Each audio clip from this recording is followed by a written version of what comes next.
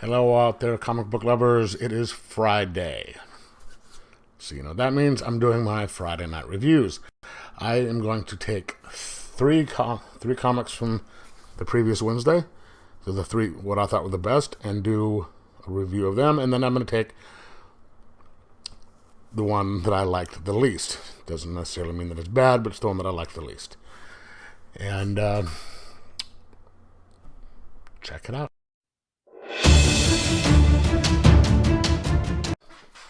All right, now we're back to the best book of the week, which is a complete and total surprise.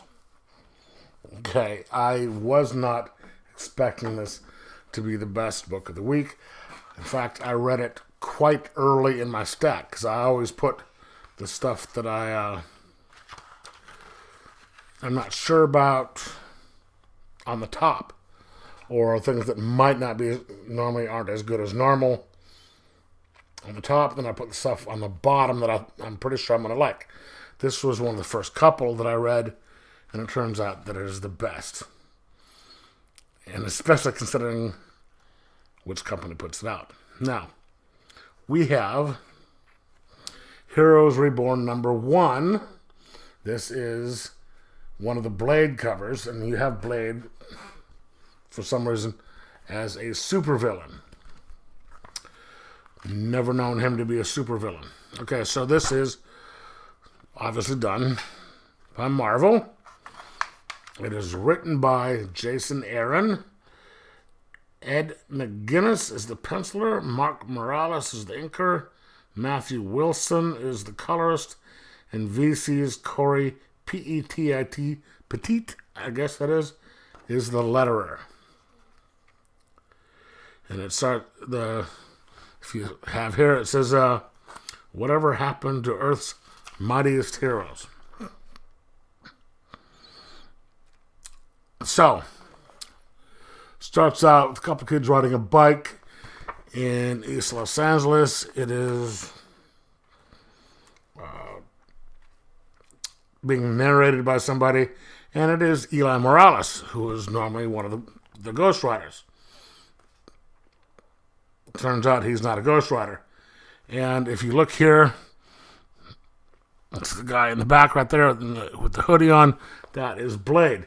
He has come into a world where he's not familiar with stuff, right? No vampires, this guy is not one of the Ghost Riders. And you see right here, it says re-elect Coulson. So I'm assuming Agent Coulson is the president. And he's on a world that he's not familiar with. Then it switches to Washington, D.C., and you have Dr. Juggernaut, Dr. Doom, who has the Juggernaut gem, because he talks about how he found it somewhere. And you're beginning to realize that things aren't right.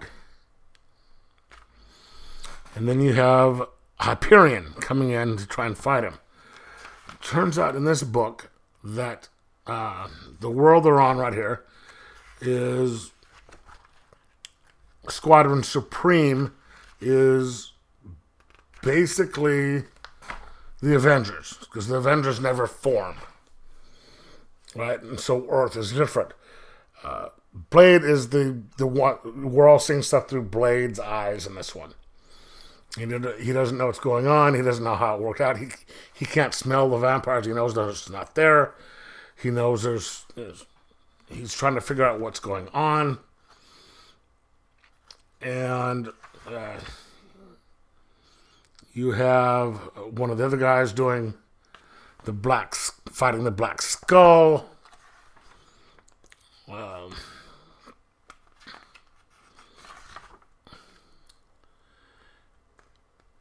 Tony Stark is never got the heart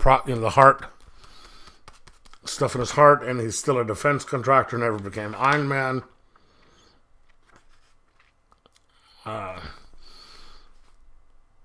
Silver, Wanda's brother gets killed, so she inherits his speed, and so she becomes the Silver Witch, so she can cast all these spells at super speed. So things are different because of the Avengers not being around. And then you finally, Blade comes around, finds Thor. Thor never found his hammer after being cast to Earth by Odin, which, caused him to become the superhero Thor. And you find out exactly what happens near the end. It's just because there was no Avengers around.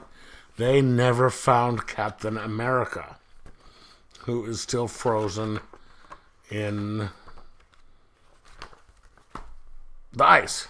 So this is a really good book. I was surprised at how good this book was. I haven't been reading a lot of Marvel lately. The only ones that I read on a normal basis is The Immortal Hulk, and that's sort of been going downhill lately. I read Moon Knight, and I was reading, I think there's The Punisher that I had that was going on, but that was only like 12 issues. But lately I've been not digging much Marvel, let alone the Marvel event books, because they suck. But this one, I think is really good. Aaron did a great job. The art is incredible. You're just sitting there trying to figure out what's going on with Blade being the narrator, and I love Blade, his character.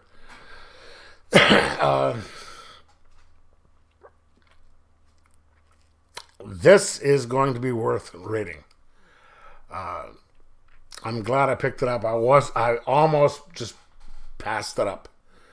But the only reason I picked it up is because they had a couple of Blade covers, and I found this one. I was like, okay, I'll get it just because it's a Blade cover.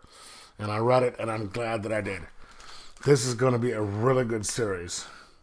This will be one of the better event comics out there if they keep this up. Because I want to know how they're going to fix this and get things back to relative normal.